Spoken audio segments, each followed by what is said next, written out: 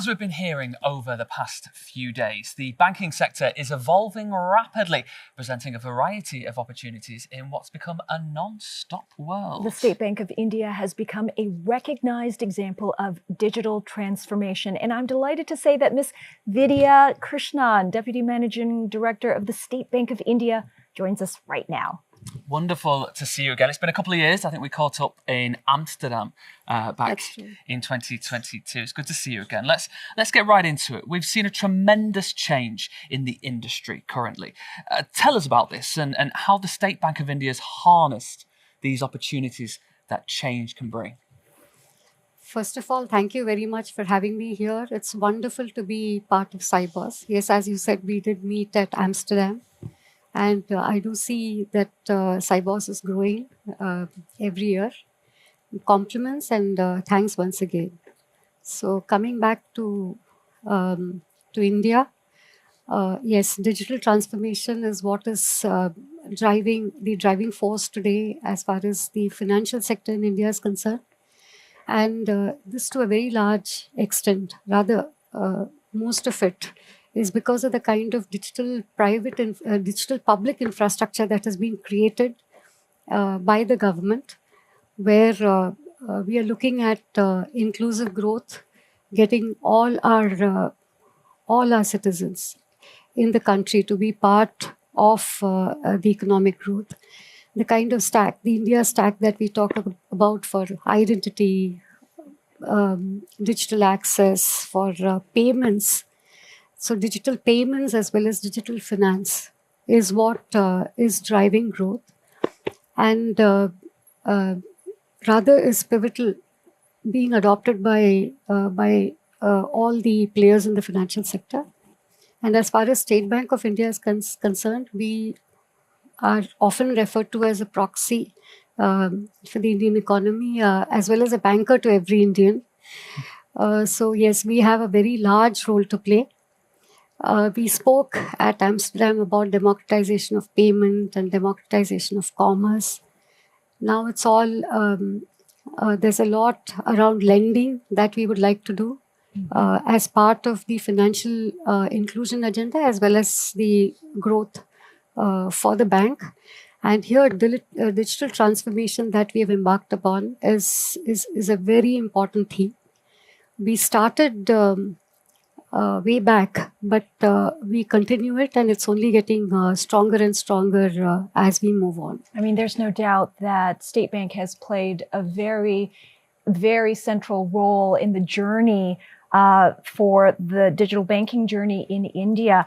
Curious, can you highlight some of the key innovations the bank has been involved in this specific instance? Sure. Innovation has been very central to whatever the bank has done over the last centuries of its existence.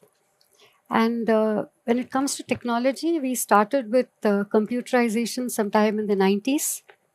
And then we offered internet banking, self-served platform in 2000. We've been building on the digital assets. We have a strong network of ATMs. At this point in time, we have around 62,000 of them. And then in 2017, we offered YONO, a feature-rich, virtually a bank on the palm of a customer. So YONO was about bringing in the whole of banking, digital bank, as well as leveraging the group synergies, because we have our joint ventures and subsidiaries in the insurance, the asset management, the securities, investment banking, etc. So it was about leveraging group synergies, and also the online marketplace that we have on YONO for the lifestyle needs. So it's about collaboration with e-commerce partners. So this was YONO 1.2, and now we have embarked on YONO 2.0, which is a revamp of the technology platform, a more current stack that we have on our private cloud, that is Meghdoot, and which will offer highly personalized services to our customers, as well as strengthen the collaborative the kind of collaborations that we have with partners, and also leverage upon several things that the India Stack offers, especially the data consent management in the form of the account aggregator or the digital commerce ONDC. So bringing all this together, YONO 2.0 will be launched shortly by the bank.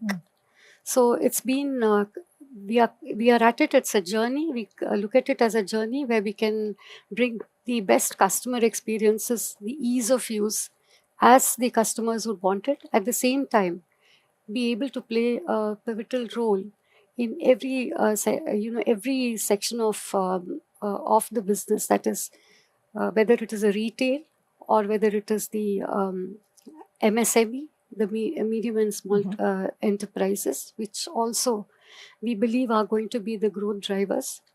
So we are not only that we are revamping YONO Retail, we also have YONO Business, where we would like to be the banker to every business in India.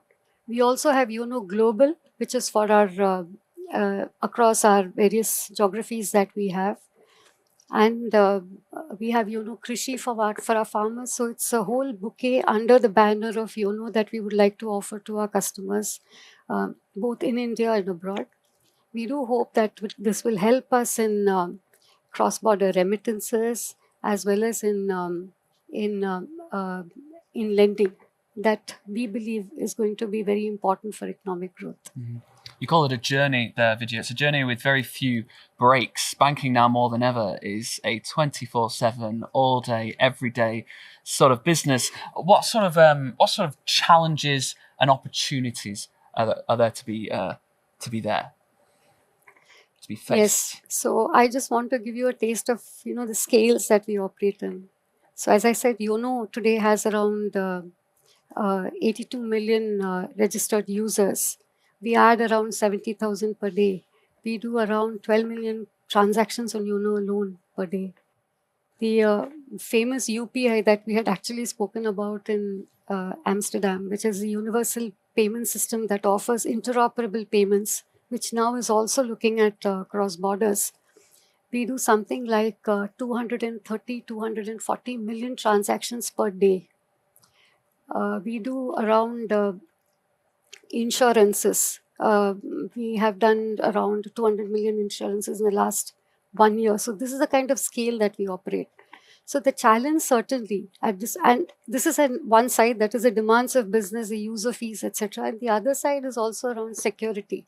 We see the growing cyber threats, etc. So how do we actually balance scale with safety? And how do we balance service with security? So these are the things that we are looking at. So our investments, strategic investments, are all towards cyber security, which we believe is one of the challenges. But the good part of it is that we can overcome it. The other is also around, of course, I do believe that it's a cat and mouse game where we'll have to continuously upgrade, which we will continue to do. The other is around digital migration, because we need more and more people. We want to make digitization and banking services as inclusive as possible. Migration is the other agenda where we would like to invest on. The third thing is on the kind of social engineering impacts that we see, which pose risks. So these are the places that we see as challenges. But as I said, the answers also lie in technology, and these are all surmountable. However, it's very important to be vigilant all the time, and ensure that we are ahead of the curve and create the kind of safety nets, while also adhering to the regulatory frameworks like the privacy norms, etc., that are now coming in for customers. So all of this is what we see as challenges, but these are also opportunities. And the best part of it is that technology keeps evolving, a little disrupting, but still, it only gets better. So these are the strategic investments that we continue to invest in these things as far as the bank is concerned. And we do believe that we will be able to make a huge difference in India and leverage on our strengths to create more value for our customers and for the nation. Well, to your point, you can't have those opportunities without overcoming a lot of the challenges as you develop. So where does State Bank see the future developments? What are you seeing banking, or where do you see it going and evolving in the next couple of years? It's only getting better and better for the customer, and the customer is asking for more and more. So for the ease of use, so how do we enhance customer experiences? So we do have good AI practice. We have our own team that comes out with models, both for customer experiences, for say next best offers, or rendering very personalized, bespoke services for our customers, as well as for risk management, that is for frauds and operation risks.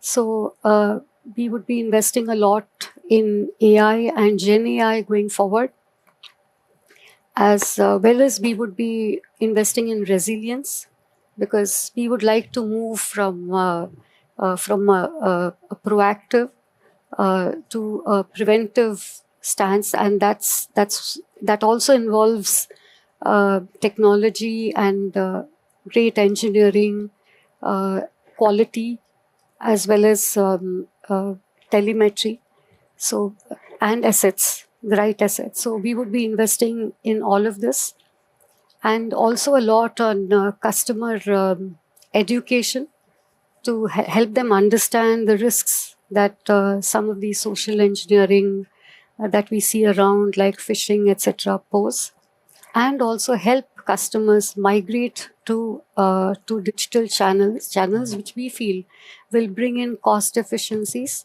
and great economic value for all of us, for all the stakeholders. Well, thank you so much for your time. Time is, of course, of the essence, as it is at Sibos TV throughout the week. I'm sure you're a very busy woman with the next 24 hours ahead. Hope you're having a wonderful time in Beijing, and thank you once again. Thank you very much once again, and hope you have a great Sibos. And hopefully maybe we'll see you next year in Frankfurt. Fingers Thank crossed. you so much. That was Vidya Krishnan of State Bank of India.